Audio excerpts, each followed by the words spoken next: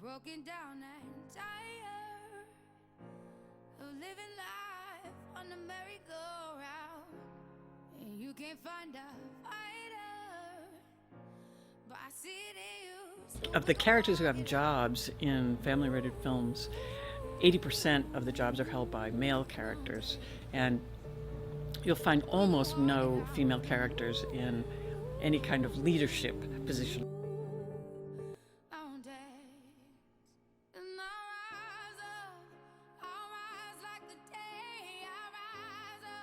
We're trying to battle an unconscious bias against girls that is everywhere. It affects all of us. It's astounding to realize how deep it goes.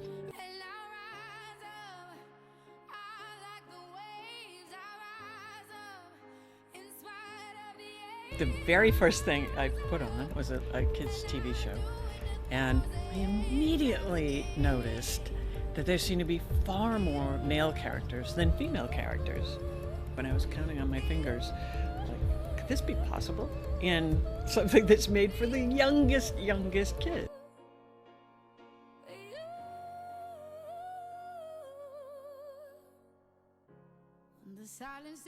Movie after movie comes out that we want to say, well, now things have changed.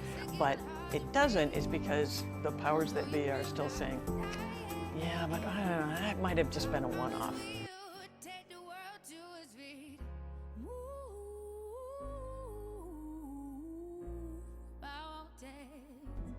Now in all family film ratings, turns out the numbers are pretty much the same, that for every one female speaking character, there are about 3 male characters. For non-speaking characters, like crowd scenes and group scenes in films, only 17% of the characters are female. And that's for live action and animated. Both genres end up with only 17% female characters, which is mind-blowing if you think about it. How does that even happen? And not just the quantity, but the quality is a huge problem. The female characters have far less ambitions. If they do have one, it's usually to find romance, hypersexualized and very narrowly stereotyped.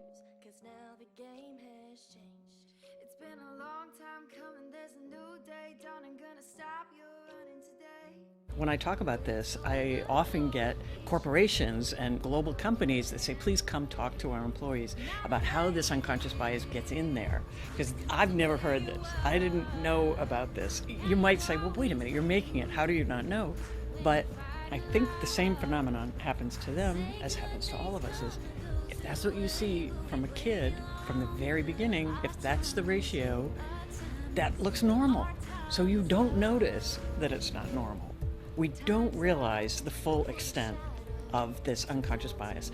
We know there are fewer women in elected office, we know there are fewer female CEOs, but it's getting better, right? And things are progressing.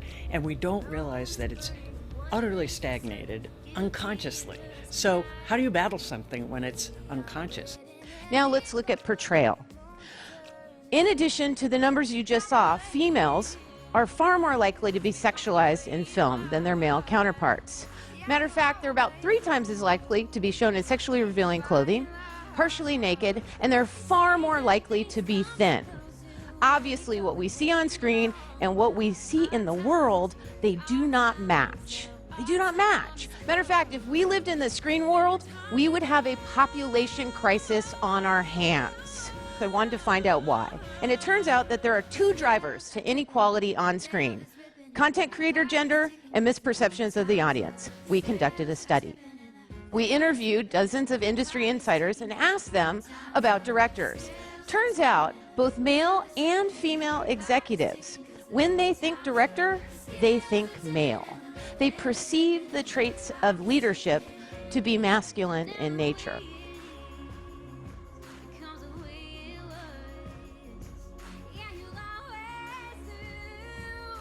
The perception of a director or a leader is inconsistent with the perception of a woman.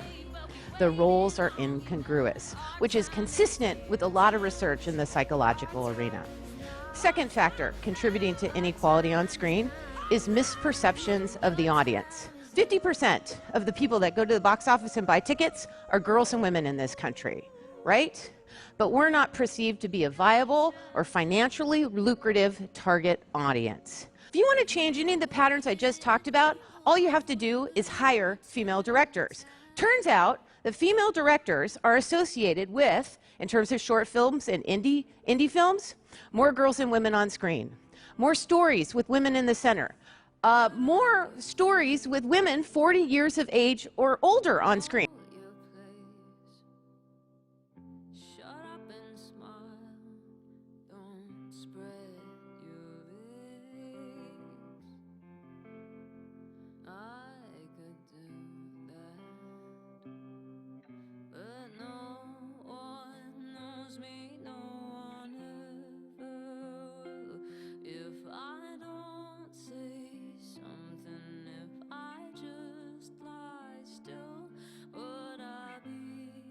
Each year, my research team examines the top 100 grossing films in the United States.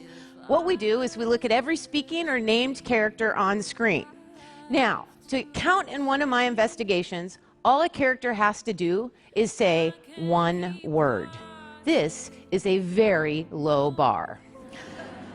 Thus far, we've looked at 800 movies from 2007 to 2015, cataloging every speaking character on screen for gender, race, ethnicity, LGBT, and characters with a disability. Let's take a look at really some problematic trends.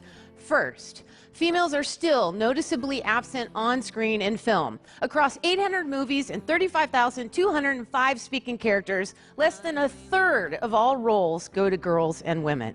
Less than a third. There's been no change from 2007 to 2015, and if you compare our results to a small sample of films from 1946 to 1955, there's been no change in over a half of a century. Over half a century, but we're half of the population.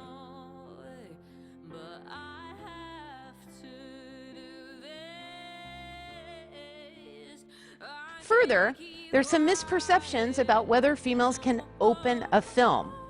Open a film means if you place a female at the center, it doesn't have the return on investment that if you place a male at the center of a story does.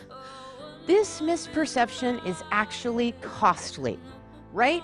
Especially in the wake of franchise successes like The Hunger Games, Pitch Perfect, or that small little indie film, Star Wars, The Force Awakens.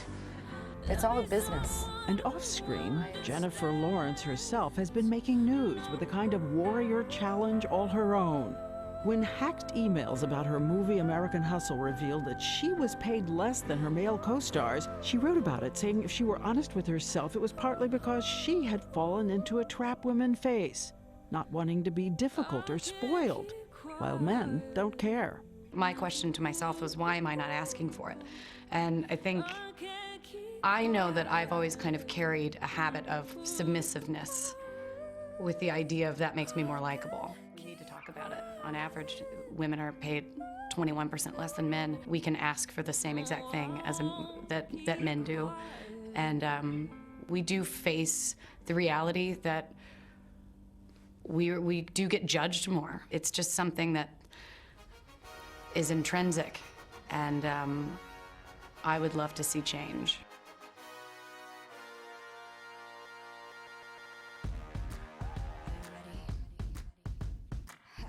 Obviously, the headlines in Hollywood this year are instance of alleged harassment after instance of alleged harassment in the industry.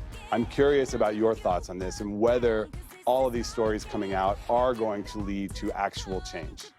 I think it's a pandemic. It's through every industry. There's a really amazing article that Britt Marling wrote that was essentially saying if we were paid equally, if women were paid equally in every industry, this would not be occurring. I mean, this is something that women have had to fit into these different boxes for so many years just to get work. And if these things are happening and they bring them to people's attention, they're much more likely to be fired or to be dismissed in any industry than a man in a more powerful position. So I think that it's a huge conversation for our industry, certainly, but I would hope that this is only the tipping point for every industry, for us to discuss equal pay for equal work for women across every industry, because that's been a change that we've needed since the beginning of time in industry. It's time to get the chains out. Is your tongue tied up? 'Cause this is my band and I'm dangerous. More underrepresented characters in terms of race and ethnicity, and most importantly, more women working behind the camera in key production roles. Easy answer to the problems that we just talked about. Or is it? It's actually not. 800 films, 2007 to 2015. 886 directors. Only 4.1% are women. Only 3 are African American or Black, and only 1 woman was Asian. Across the top 100 films of just last year, 48 films didn't feature 1 Black or African American speaking character. Not 1. 70 films were devoid of Asian or Asian American speaking characters that were girls or women. None.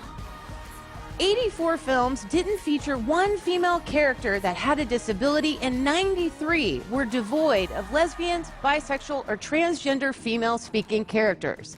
This is not underrepresentation. This is erasure. And I call this the epidemic of invisibility. Now, when we move from prevalence to protagonists, the story is still problematic. Out of 100 films last year, only 32 featured a female lead or co-lead driving the action.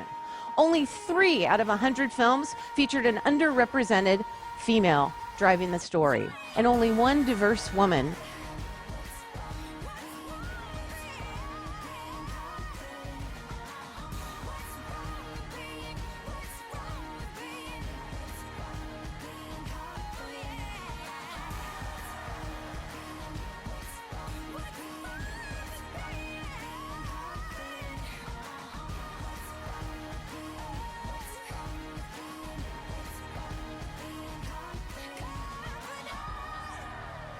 Now, we actually have the ability to change the world on this one. The U.S. and its content, films in particular, have captured the imaginations of audiences worldwide. Worldwide.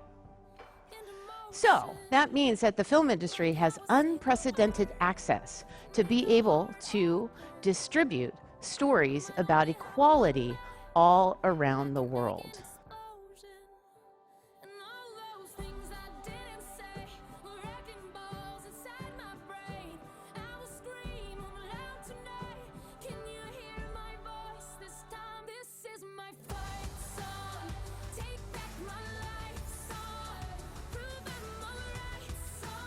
An equity writer by an A-lister in their contract can stipulate that those roles reflect the world in which we actually live.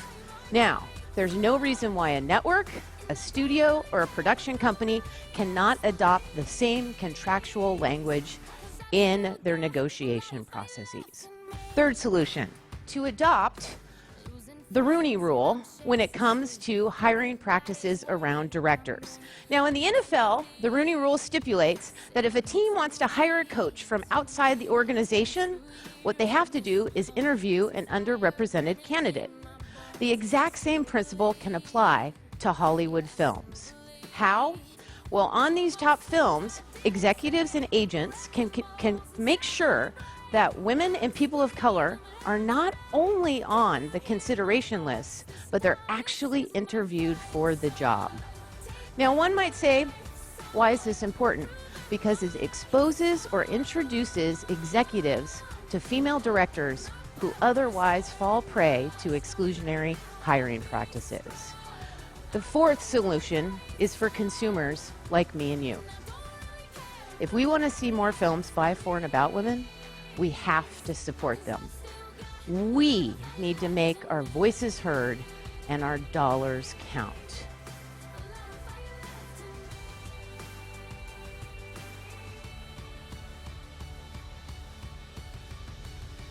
Like a small boat on the ocean, sending big waves into motion.